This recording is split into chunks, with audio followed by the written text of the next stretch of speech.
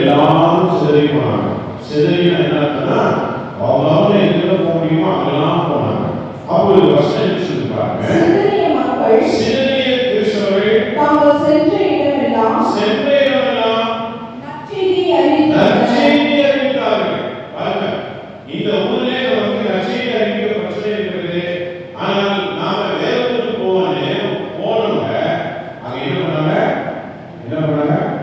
நற்செய்தி அறிவித்தாங்க. நற்செய்தி என்னன்னா மார்க்கு, மத்தேயு, மார்க்கு, லூக்கா, யோவான், இந்த 4 புத்தகங்கள் தான் நற்செய்திகள். இங்கே இயேசு பிறந்த செய்தியும், சிலுவையில் அறையப்பட்ட செய்தியும், நமக்காக துன்பப்பட்ட செய்தியும், அதே நேரத்தில் அவர் உயிர்த்தெழுந்த செய்தியும், அதே நேரத்தில் திரும்ப வரப்போகிற என்ற செய்தியும் அடங்கிய புத்தகங்கள் தான் இந்த 4 புத்தகங்கள். இதிலிருந்து அந்த நற்செய்தியை சொல்ல ஆரம்பித்தார்கள். பாருங்க, ஒரு பக்கம் பயம் இருந்தாலும் மறுபக்கம் சென்று இயேசுவை பற்றி சொல்ல ஆரம்பித்தார்கள். இன்னைக்கு நம்ம வாழ்க்கையில பாருங்க, பல வருஷமா கிறிஸ்தவர்களா இருந்து கூட இந்த கிறிஸ்து யாருன்னு நமக்கு தெரியல. பெயர் தான் தெரியும். அம்மா இல்லையா? அதெல்லாம் பெயரை தெரிந்திருக்கிற நம்மை இன்று ஆண்டவர் பாருங்க, சீடர்கள் அவ்வாறு இருக்கவில்லை. அவங்க சென்ற இடமெல்லாம் எதை பேசினார்கள்? நல்ல செய்தியை பேசினார்கள்.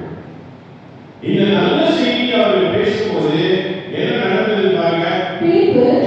சமாரியா நகருக்கு சென்று அங்குள்ள மக்களுக்கு மெசியாவை பற்றிய செய்தி சொல்லிக் கொடுத்தார். அப்பொழுது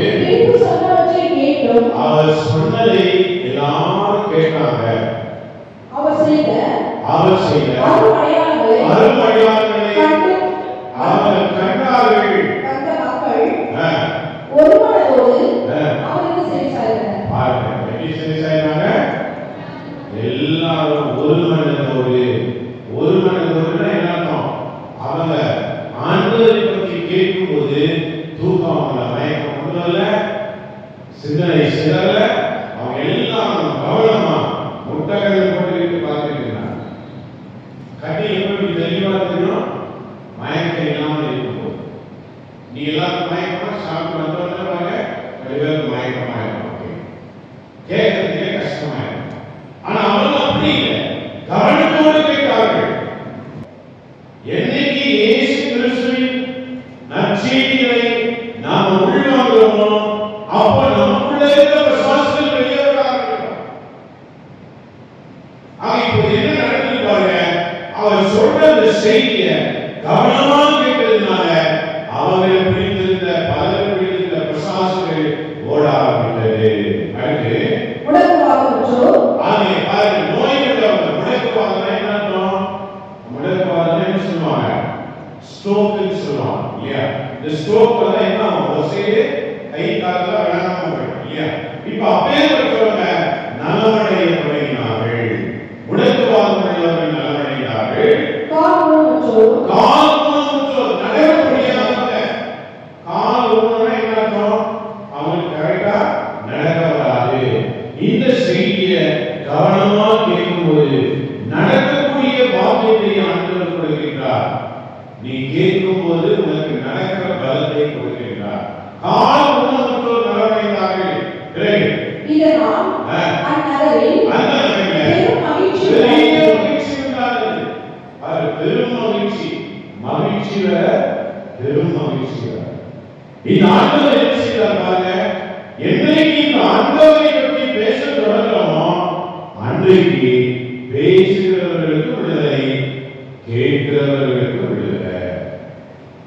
நடக்க முடியாதவர்கள் நடக்கிறார்கள், பேச முடியாதவர்கள் பேசுகிறார்கள், விசுவாசம் பிடித்தவர்கள் விசுவாசம் அவர்களுக்கு ஓடுகிறது. யாருக்கெல்லாம் என்னென்ன நோய் இருக்கிறதோ அந்த நோய்கள் நலமடைகிறது.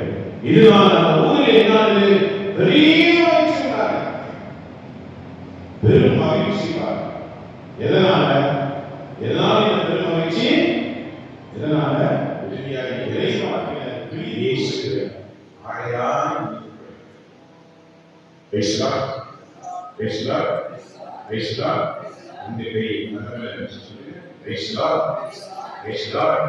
இயேசுவே ராமன் குமாரனே, எப்பே மனம் இறங்கும், உள்ளத்திற்கு மனம் இறங்கும். யோபுடைய துளி ரத்தம் என் சிரசு மேல் விழுவதாக. உச்ச தலையிலிருந்து என் உள்ள கால்வரை என் நாடி தர்மங்களிலே சதைகளிலே எலும்புகளிலே என் உடல் உள் உறுப்புகளிலே என் உடல் வெளி உறுப்புகளிலே உடைய ரத்தம் பாய்ந்து செல்வதாக. என்னை கழுவி பேசுகிறேன், என்னை கழுவி சுத்திகரி பேசுகிறேன், என்னை ஏற்றுக்கொள்ள பேசுகிறேன். நான் தெரிந்தும் தெரியாமல் பாவம் செய்திருந்தேன், என்னை மன்னி பேசுகிறேன், என்னை மன்னித்து ஏற்றுக்கொள்ளும். கிறிஸ்துவை ஆடையாக அணிந்தவர்கள் என்று வாசித்ததை நான் கேட்கிறேன். வார பேசுகிறேன், என்னை என்னை பார்க்கிறவர்கள் உண்மை காணும் அளவுக்கு என்னை மாற்றும் ஆண்டவரே. என் குணத்தை மாற்றும், என் செயலை மாற்றும், என் சிந்தனை மாற்றும், என் நடையை மாற்றும், என் உடையை மாற்றும், என்னை மாற்றும் ஆண்டவரே. நான் மாற ஆசைப்படுகிறேன், நான் மாற ஆசைப்படுகிறேன், மாறவே ஆசைப்படுகிறேன். என்னை மாற்றிடும் கருணை சரே.